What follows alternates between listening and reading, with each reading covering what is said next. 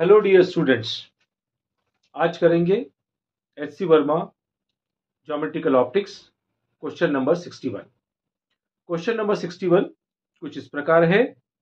A diverging lens of focal length 20 centimetre and a converging mirror of focal length 10 centimeter are placed coaxially at a separations of 5 centimeter. Where should an object be placed so that a real image is formed at the object itself? चलिए question को हम देखते हैं। ये हमारे पास concave lens है और यहाँ पर कॉन्केव मिरर है। इसकी focal length 20 centimetre, sign convention के अकॉर्डिंग -20, और ये फोकल लेंथ 10 सेंटीमीटर है, साइन कन्वेक्शन के अकॉर्डिंग -10। अब होता क्या है, इन दोनों के बीच में डिस्टेंस कितना है?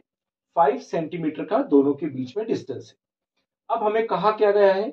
हमें कहा गया है कि ऑब्जेक्ट की पोजीशन कहाँ रखें कि इसके रिफ्रैक्शन के बाद इसमें होगा एक रिफ्लेक्शन भी। क्यों? क्योंकि अपने पास मिरर भी रखा हुआ है।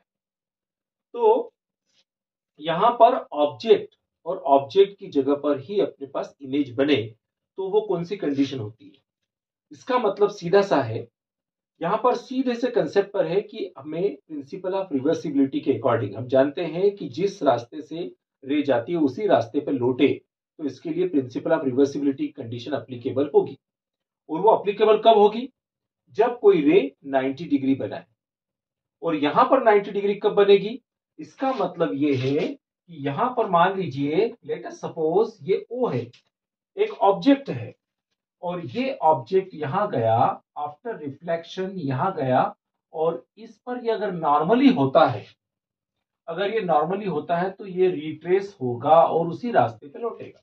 और अगर हम इसको, इस रास्ते को अगर हम पीछे ले जाते हैं तो ये यहां पर एक पॉइंट आएगा सेंटर ऑफ कर्वेचर, क्योंकि हमें पता है कि centre of curvature he 90 degree बनाती है। तो सेंटर ऑफ कर्वेचर पर ही अगर इमेज बने तो वही संभव हो सकता है, वही कंडीशन इसके लिए पॉसिबल है। तो अब हम यहां पर सेंटर ऑफ कर्वेचर इसका कितना होगा? क्योंकि यहां पर फोकल लेंथ 10 सेंटीमीटर की दे रखी है, इसका मतलब इसकी रेडियस ऑफ कर्वेचर 20 सेंटीमीटर का बनेगा।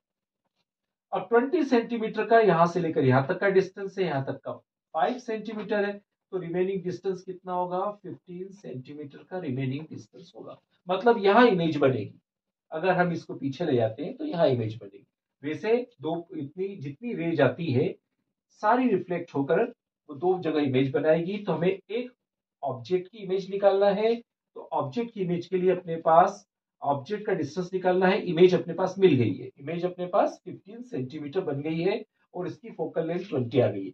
अब हम मिरर का लेंस का फार्मूला लगा लेंगे तो अपना आंसर आ जाएगा। 1/f 1/v minus 1/u 1/f कितना है? -20, 1/v हमें दे रखा है -15, और ये -1/u, -20 plus 1/15 equal to -1/u 60,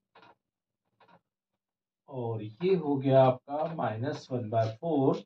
then -1/u can be written as how much? तो आपका u आ गया 60 -60 सेंटीमीटर।